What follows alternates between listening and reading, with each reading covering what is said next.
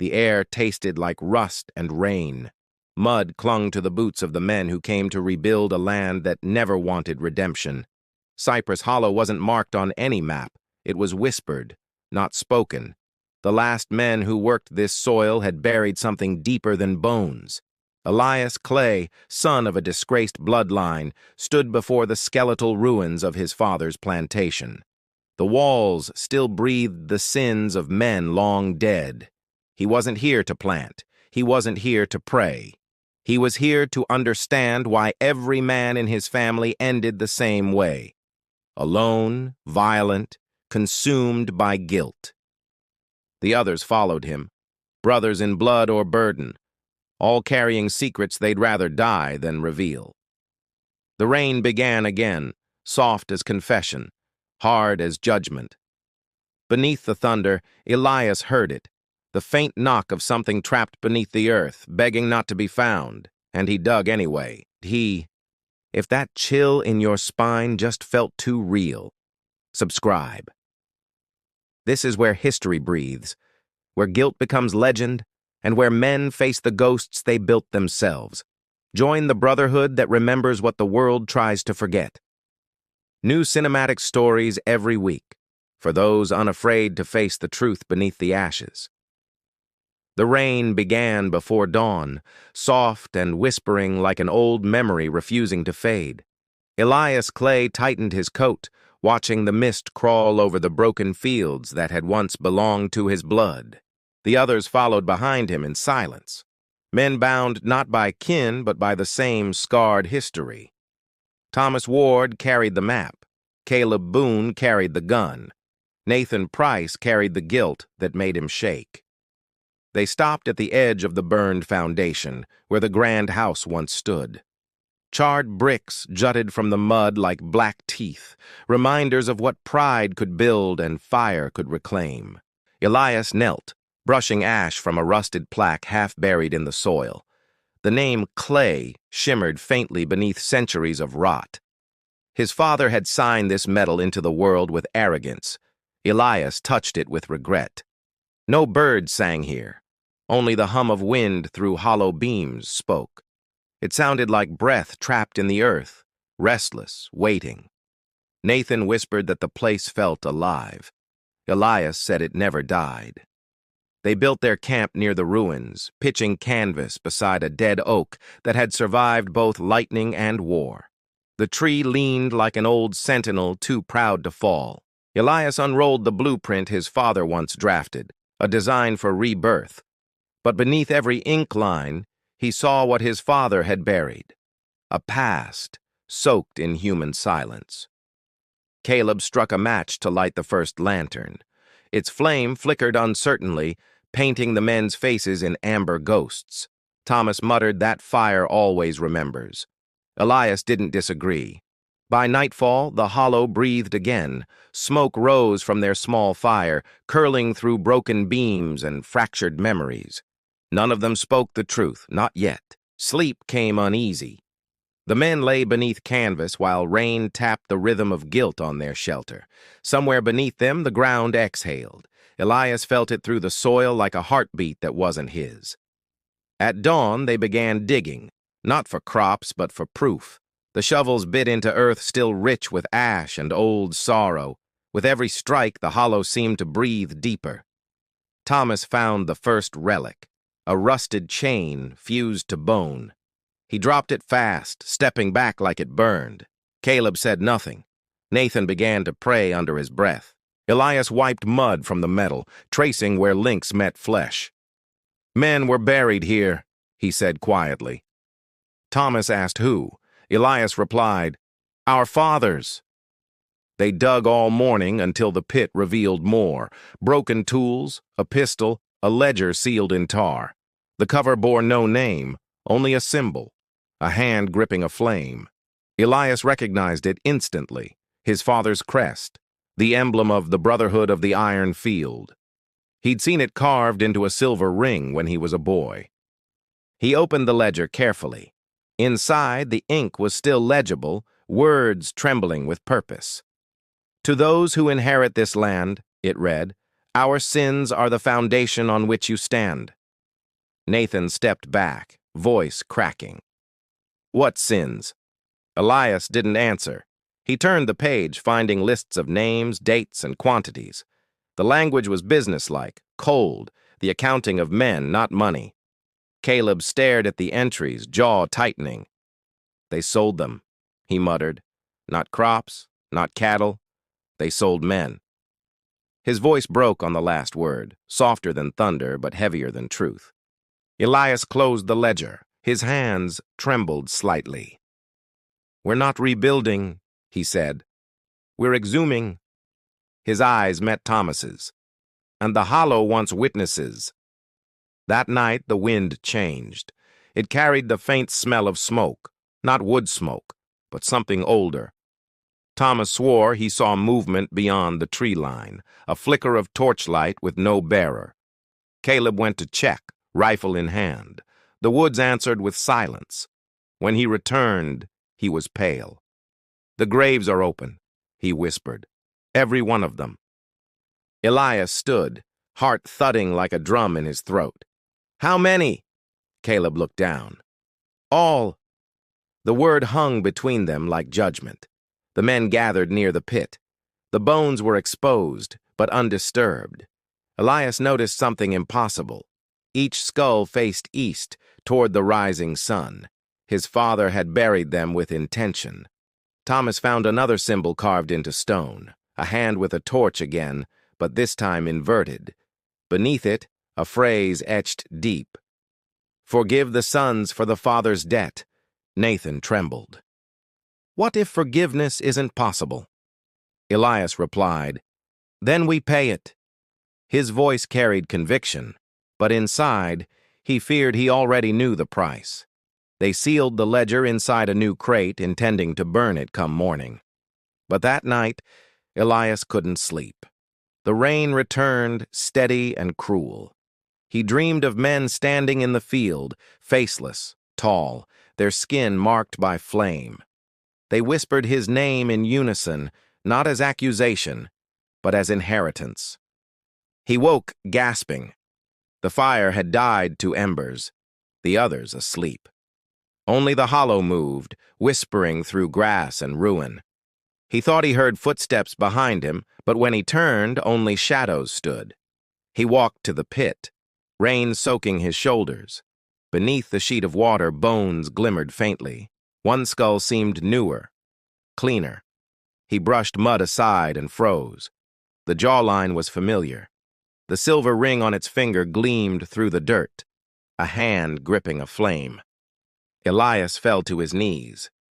It was his father. Thunder rolled across the hills, splitting the night in two. The hollow had revealed its first secret. Elias whispered a vow only the dead could hear. Whatever you built in blood, I'll end in fire. He rose as lightning struck the old oak, splitting it down the center. For a second, the hollow glowed white, and then the light vanished, leaving only silence and rain. Behind him, the wind spoke his father's name again, not in warning, but in welcome. Elias didn't look back. He just whispered into the storm, I'm home. Morning came slow, dragging light through mist like a blade through fog. Elias watched smoke rise from their dying fire, the ash swirling upward, carrying the night's secrets into a sky heavy with memory. Caleb sat apart, sharpening his knife without reason. His eyes were red from sleeplessness, his hands steady as if the act itself kept him tethered to reality. Thomas brewed bitter coffee that tasted like regret. Nathan stood near the pit, hat clutched to his chest, whispering names that didn't belong to any prayer. Each word drifted hollow into the air, swallowed by the same silence that ruled this land.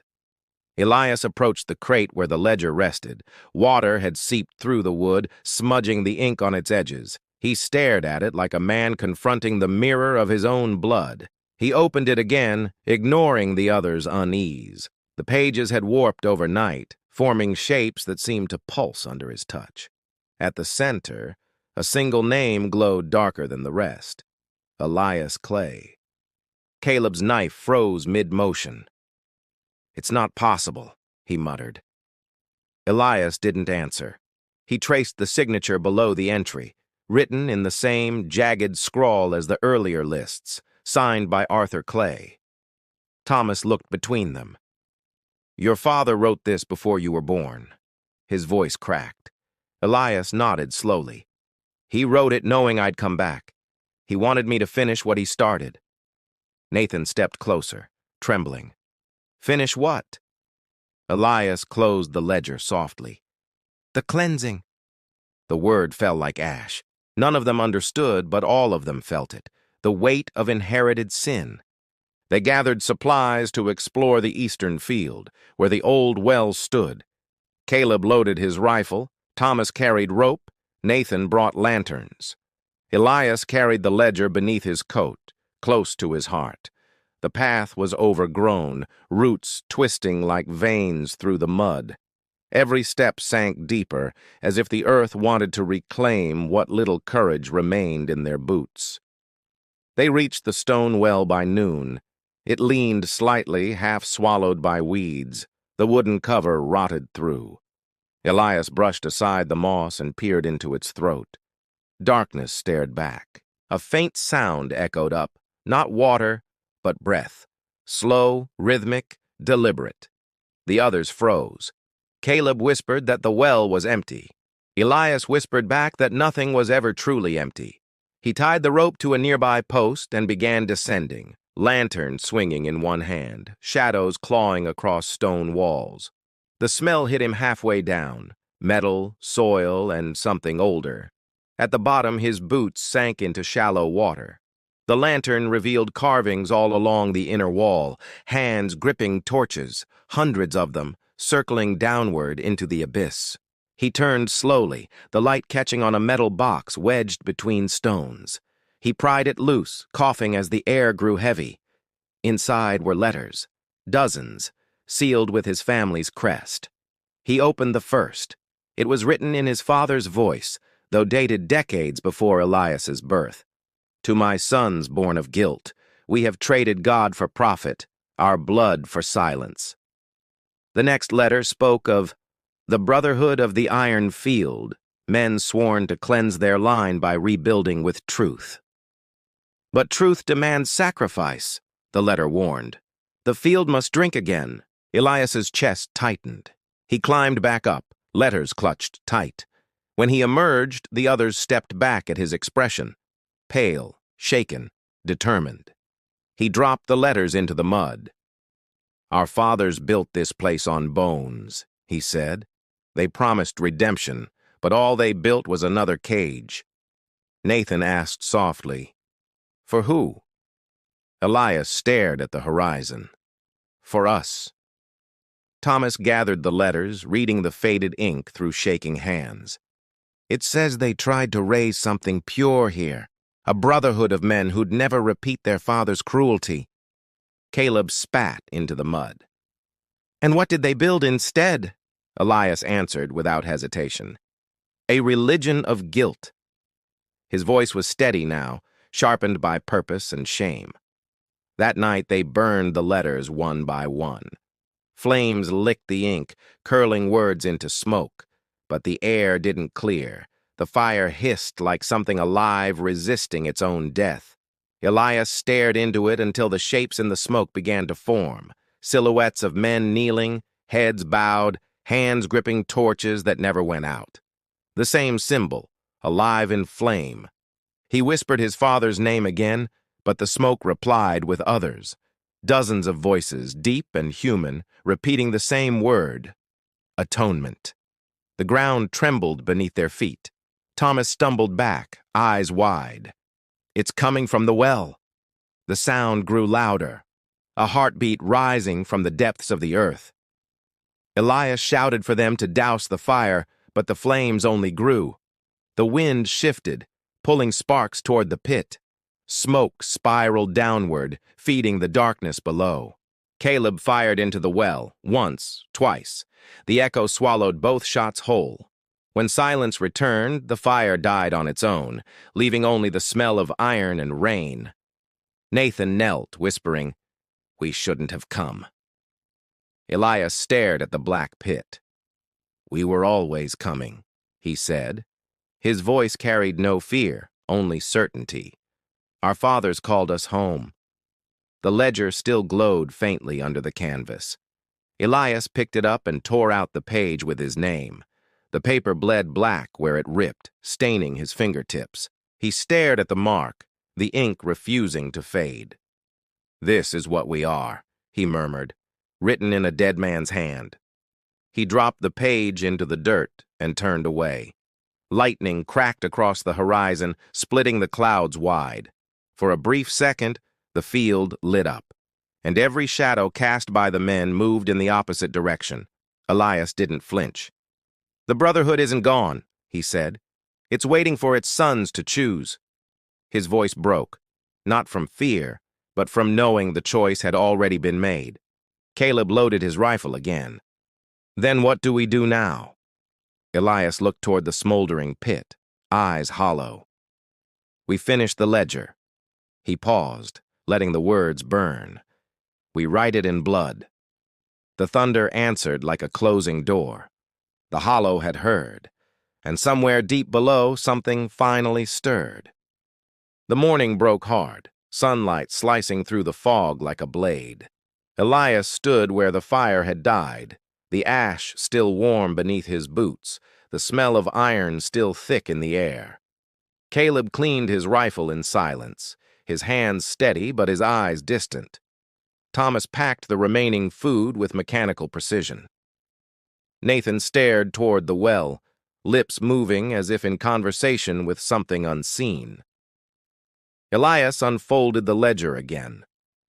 The page where his name had been torn now bled ink across its neighbor, forming new words as if the paper itself remembered what he'd tried to erase. Debt paid in blood but not yet redeemed. The sentence shimmered faintly, alive with something unholy. Elias closed the book and whispered that their fathers weren't done speaking. The men followed him eastward through the ruined fields.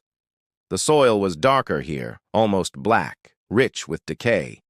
Each step sank deep, as if the ground mourned what it held. They found the remains of an old storage barn. Its beams leaned inward, half-eaten by rot. Inside, the air was still and heavy, thick with the scent of oil and old sweat. Thomas struck a match, its flame trembling. Light revealed shelves stacked with ledgers, all marked with the same sigil, a hand clutching flame. Dozens of records untouched for decades, waiting to accuse. Caleb tore one open. The ink was crisp, the handwriting precise. Dates, quantities, names of men long dead. But each ledger ended the same way, a single entry. Transfer to Hollow. Nathan swallowed hard. "Transfer what?" Elias didn't answer. He opened another and another until his breath caught. Each ledger wasn't just a record of trade. It was confession. "Our fathers sold their brothers," he said quietly. "Not for money, for silence." His voice trembled as he spoke, the words tasting of ash and shame. Caleb slammed the book shut. "Enough," he said. "Whatever this place was, it's gone. Let the dead rot." But Elias's gaze stayed on the floorboards, where faint grooves marked a hidden door. They pried it open with a crowbar. A gust of cold air rose up, carrying the stench of rusted water and something sweet, decay long confined. Beneath them lay stone steps, spiraling downward. Elias lit a lantern and descended first. The others followed reluctantly, boots echoing against the wet stone. Each step felt like trespass, each breath heavier than the last. At the bottom, the tunnel opened into a vast chamber. Rows of cages lined the walls, skeletal remains crouched within. Shackles gleamed faintly where bone met metal. Thomas dropped his lantern. The sound echoed like thunder. Caleb picked it up again, hands trembling, jaw locked. "This isn't history," he muttered. "It's inheritance." In the center of the chamber stood an altar made of black stone. Symbols carved across its surface pulsed faintly in the light, the same hand and flame, now surrounded by the word penance. Elias stepped forward, setting the ledger upon the altar. "They built this place to contain guilt," he said. "They believed confession could cleanse bloodlines." His voice cracked on the last word. Nathan knelt beside the bones. "And if they failed?" Elias looked down at him, eyes hollow. "Then the sons inherit the curse." The truth tasted like rust. Caleb kicked at a skull, sending it rolling into shadow. "They deserved it," he spat. "All of them." But when he turned, Elias saw fear hiding behind the anger. Thomas found a small iron box beneath the altar. Inside were teeth, rings, and scraps of names etched into copper tags. Each tag bore a date, and every date matched their birthdays. Elias froze. "They recorded us," he said. "Before we were born," Nathan whispered. "How?" The echo swallowed his voice whole. The air grew colder. The lanterns flickered, flame bending toward the altar. Elias opened the ledger one last time, and the ink began to move, forming new words as if written by unseen hands. "You were never sons," it read. "You were continuations." The letters burned into the page, glowing red. The walls groaned as if the earth itself recoiled. Caleb grabbed Elias by the collar. "We end it here," he shouted. Elias stared back, calm, almost resigned. "We can't end what's inside us," he said, "but we can bury it deeper." He reached for the altar's edge, pressing his bloodied thumb into the carved sigil. The stone responded, heat rippling outward, the air thickening with the scent of fire. The cages began to shake, iron rattling in unison. Bones fell apart like dust caught in wind. The walls moaned louder, vibrating with memory, the hollow itself waking from slumber. Thomas screamed for them to run. Caleb fired at the altar, bullets sparking uselessly against stone. Nathan fell to his knees, praying through tears that never reached his cheeks. Elias stayed. He whispered his father's name one final time, not with hatred but surrender. "You built this place to hide your sins," he said. "I'll burn it to honor them." He threw the lantern onto the altar. Flames erupted instantly, devouring the books, the bones, the very air. The chamber howled like a wounded beast as fire climbed the walls. The men ran, stumbling through tunnels that collapsed behind them. Smoke followed like a living thing, chasing them toward the surface where daylight struggled to break through. Elias emerged last, covered in soot and blood.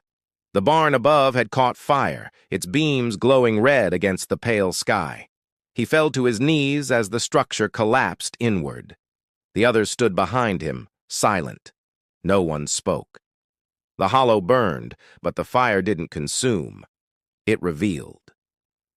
The land itself seemed to breathe easier, as if finally exhaling a century of guilt. Elias turned to the men. His voice was low, steady, final. "It's done." But deep inside, he knew it wasn't. Fire could cleanse the soil, but not the blood. The wind rose again, carrying the scent of ash and history. Behind them, the flames shaped themselves into figures. Men kneeling in unison, torches raised high, faces lost to light. Elias stared until the last ember died, his hands shaking from the weight of legacy. "We've buried the truth," he murmured, "but it still breathes beneath our feet." And far below the smoking ground, the heartbeat of the hollow continued. Slow, deliberate, eternal. The fire had died 3 days ago, but the smoke still lingered, a gray ghost crawling low across the blackened soil. Elias stood alone where the barn had once stood, his skin streaked with soot. The others had left at dawn, walking toward towns that would never understand what they'd seen. Elias stayed behind, bound to the hollow by blood older than choice, by guilt older than memory. The ground beneath him was warm. He felt it pulse faintly, like a buried heart refusing to stop. The wind whispered his name again, dragging the syllables through ash and silence. He carried the last ledger under his arm. Its pages burned at the edges, ink bleeding like veins. The fire hadn't destroyed it completely. Some things refused to die cleanly.